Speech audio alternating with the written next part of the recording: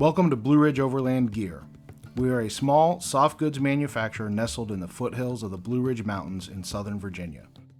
Our specialty is creating handcrafted organizational accessories for outdoor and off-road enthusiasts.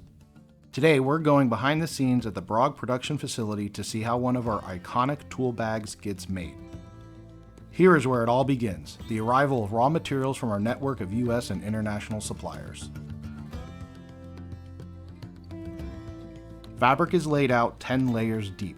Then, using a pattern, each component of the bag gets laid out and traced. Layering the fabric means multiple copies of each component piece can be cut simultaneously rather than having to cut each piece of fabric one at a time.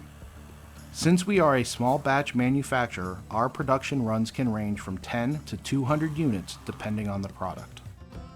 After the fabric is cut, the component pieces are arranged into groups and transferred to the main shop floor. Bags are constructed in a series of steps so that each progressive step covers the stitching seams from the one before it. At Brog, we use a high tensile strength nylon thread to ensure durability.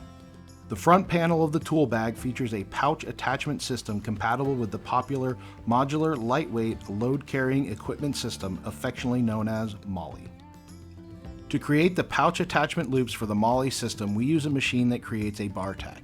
A bar tack is a high-density series of stitches that is able to hold up to 200 pounds. This special machine can make them in a matter of seconds.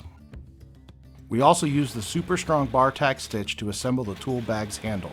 The use of multiple bar tacks means the handle of the bag can sustain more weight than all of the tools you can squeeze into it. After each side of the tool bag is complete, it's time for main assembly. Once the structure of the bag is complete, the edges are trimmed of excess fabric and any lingering threads.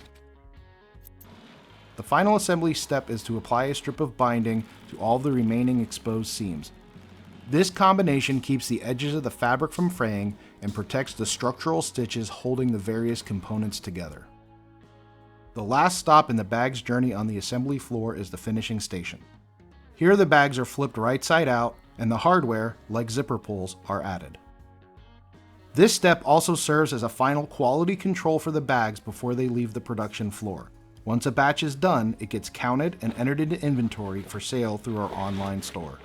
In our shipping department, orders come in and then are hand-picked and packaged. At this point, the bag's journey with us comes to an end, and its adventure with you begins.